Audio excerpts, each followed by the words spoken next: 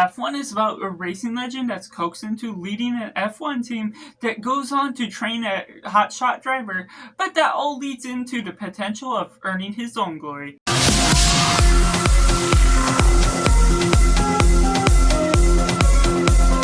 Welcome to Cinema, where we focus on a film. I'm Joss. This is Simply Cinema, and let me know down in the comments below what you thought of F1 the movie. Was it good? Was it bad? Or somewhere right in the middle? Let me know all your thoughts, or if you're going to see the movie now, based on what my reflection is in this review. I'm keeping it spoiler free, so no worries about that, but taking it right in a positive. F1 is a large and immersive scope to this story. It's taking the adrenaline of NASCAR or F1 and taking you into the scope of what it's all about. You don't have to be an enjoyer or watcher of this type of sport to be able to enjoy what this film all shows on screen. I don't really watch racing quite as well, so the ability to follow along with this, see it all edited down, it simplifies it to the nature of those that don't want to just watch people drive around for the whole extent of it will be well treated with the way that this trims everything to the extent where it's narrative based, it's within 2.5 hours, and ability to follow along with these characters in this fictional story still tackles the F1 branding to it and creates this real and larger than life story that goes down to earth in this way that you're following along with these characters, being able to follow their stories along. This hotshot driver that's just training to be an F1 driver, and the return of this racing legend that didn't quite get his chance to win an F1 race. So the ability to follow along with those stories is creating a great cast that supports it, getting Brad Pitt, Damson Idris, Kerry Condon, and Javier Bardem all are excellent in their roles. Bardem being the one that's training and managing this whole system as a whole. What we're getting out of Damson Idris, that's the hotshot, is trying to be prideful in his ways, trying to figure out what to do with the generational gap that he has with Brad Pitt's character that leads on with the racing legend that has some obvious trauma wounds from his past. He's sort of a jerk at sometimes, trying to get together. There's some nice banter between Brad Pitt and Damson Idris' role that they're trying to formulate a team along the ways, but things that are separating them is their connection. The ability to get together is a prominent factor throughout that leads on to things that you sort of get where things are picking up. Then they start to go through different ups and downs, both within racing and in their personal life, how they're falling about and tackling Kerry Condon into the picture as a love interest for Brad Pitt's character goes on with great chemistry. And even though it's not the most prominent part of what this story is focusing on, it does have its highlighting moments throughout the film that show there's true chemistry that's shown between the acting that they have on screen, and within its 2.5-hour runtime, it still manages to feel like nothing is really wasted as a whole. There's so many great thrilling scenes and so many plain scenes that goes about the drama, it goes about all the emotional strides that it needs to, that builds upon these great set designs that even though it's just racetracks and everything, it manages to capture by multiple different camera angles, a point of view segment just outside of the car, going and looking at the driver, all those sorts of segments of how you're looking and viewing the race as a whole, and it's put in the point of view perspective of the driver, of our characters that we're following within Apex, the managing team that we're following along. You're not getting the history or different announcements for what all the other teams are about. You're only getting a few snippets of Ferrari and this other team that's within an interview, but all of those other characters, they're not villains, they're not the bad guys or anything that's the opponents that they evidently are as a team. But the underdog story that this film sort of take on, it has a management to its ability to capture everything on screen, be able to follow our main characters without a distraction of all the teams interfering. You don't need to follow or understand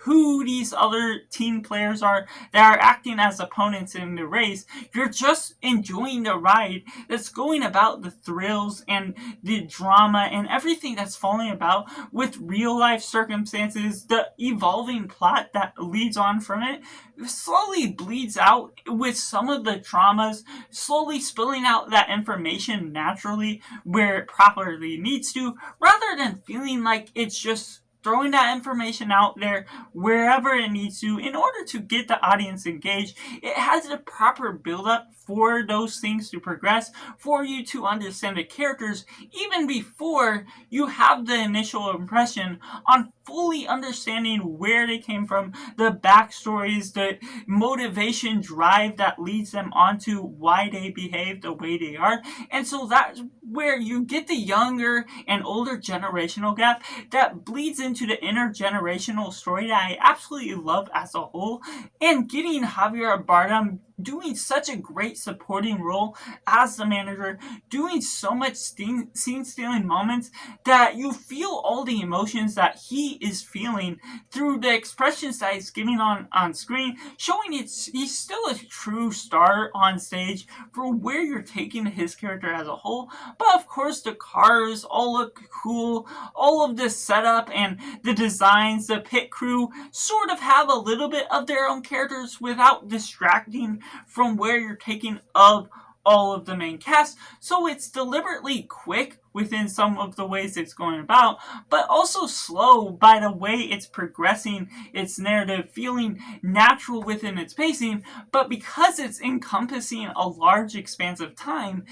it cuts that duration really well in its edits, and utilizing a Hans Zimmer score that so well immerses you into the audience that's going on within the races, within everything that's going on. And it's backed with a pretty good soundtrack that a few songs are played here and there that doesn't distract from what the score does and still adds to what the momentum of the story is flowing about as a whole. You're getting some weird quirks of how these characters behave, certain superstitions that Brad Pitt's character has, but it's all played within a great pomp and circumstance moment within how everything deliberately plays out that leads on to Joseph Kosinski, who is the director of this film, having done Top Gun Maverick, Oblivion, etc. That I just love what he can do, putting these on wheels, the Top Gun Maverick on wheels, doing so much in the way that it's very fun, very expansive, and yet you're still able to be entertained no matter if you are a watcher of these F1 sports or racing in general, or if you are just not familiar with the racing game at all. It simplifies certain matters, doesn't dumb it down to the point where it's mansplaining every single detail to the cars that are going on track. It spills out the beans of what information is needed, but in a quick and organized fashion where the dialogue feels deliberate with what it's all spilling out to what you need to figure out and what the generalized aspects of the racing world is, not outlining all the fans that already know how a car works, how everything spills out, but the ultimate fact that it can join both of those forces, those that don't watch racing, those that do watch racing, and being able to combine those bits of information creates this atmospheric story that is down to earth,